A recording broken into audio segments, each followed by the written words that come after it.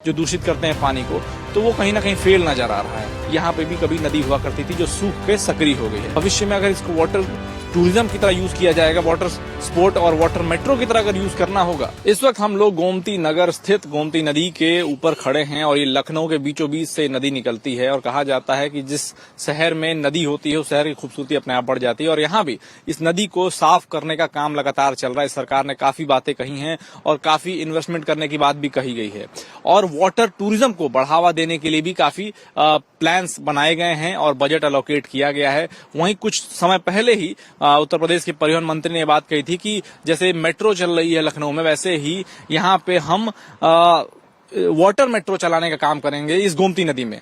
अब आप समझ सकते हैं कि विजन कितना बड़ा है, लेकिन कितना दूर नजर आता है जब आपको ऐसे दृश्य सामने नजर आते हैं। आप ये स्थिति देखिए, ये पूरा गोमती नदी का वाटर बेड है जो लखनऊ की वीआईपी कॉलोनी गोमती नगर के बगल से होकर गुजरता है और आप देख सकते हैं ये क्या कंडीशन है। सीधा नाले का रूप ले चुकी है गोमती नदी। और अगर इस स्थिति में कोई ऐसी बात कहे कि यहाँ पे वाटर मेट्रो चलाएंगे और काम चलेगा, तो आप देख सकते हैं कि इस किनारे और दूर दूर तक तो यहाँ कोई डेवलपमेंटल वर्क होता हुआ नजर नहीं आ रहा।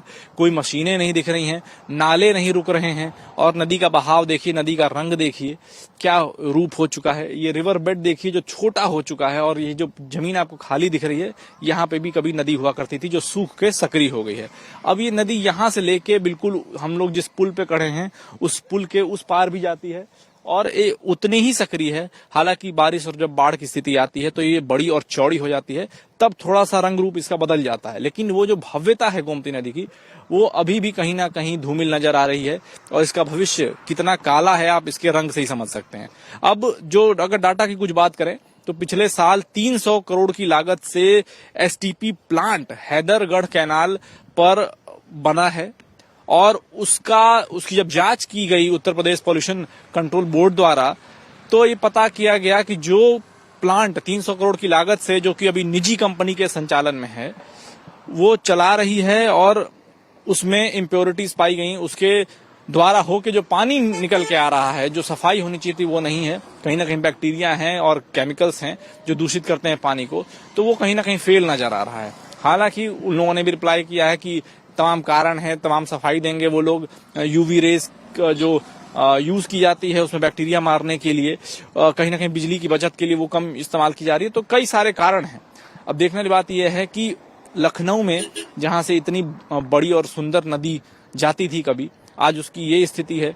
भविष्य में अगर इसको वाटर टूरिज्म की तरह यूज किया जाएगा, वाटर स्पोर्ट और वाटर मेट्रो की तरह अगर यूज करना होगा, तो कितना समय और लगेगा और कितनी तेजी से सरकारें काम करेंगी इस चीज को ठीक करने के लिए, या फिर अगले कई साल तक यही बदबूदार नदी, चाहे आप गोमती रिवरफ्रंट की बात कर लें, वहां भी लोग टहलने जाते हैं तो इसकी यही बदबू से परेशान हो जाते हैं। तो जब शहर के टूरिज्म की बात होती है, स्वच्छता की बात होती है, तो सिर्फ कुछ वीआईपी इलाकों की सड़कों को साफ कर देने से शहर साफ नहीं होता। नदियों पर भी ध्यान देना होता है और जमीन पर, धरातल पर काम करना होता है। अगर ऐसी स्थिति छोड़ दी जाएगी, नालों को नदियों में छोड़ा जाएगा। और आप एक चीज और दिखा दूं, ये सीधाई में देखिए, ये स्थिति है गोमती नदी में। शहरी लोग जो हैं अपना आके, चाहे पूजा पाठ का सामान चाहे कुछ भी, लगातार लाइन से आपको ये कचरा दिखेगा। जो फेंक पाते हैं नदी में फेंकते हैं, जो नहीं फेंक पाते हैं यहीं रह जाता है। लेकिन ये कचरा फेंकने का काम आप देख सकते हैं, देवी देवताओं की मूर्तियां रखी, मैं चाहता हूं कैमरामैन से कि दिखाएं। ये सब चीजें करते हैं। ये लोगों को अपना सिविक सेंस सुधारना पड़ेगा। ये उनके अंदर खुद के सिविक सेंस में आना चाहिए कि हमारे क्या रिस्पॉन्सिबिलिटी बनती है।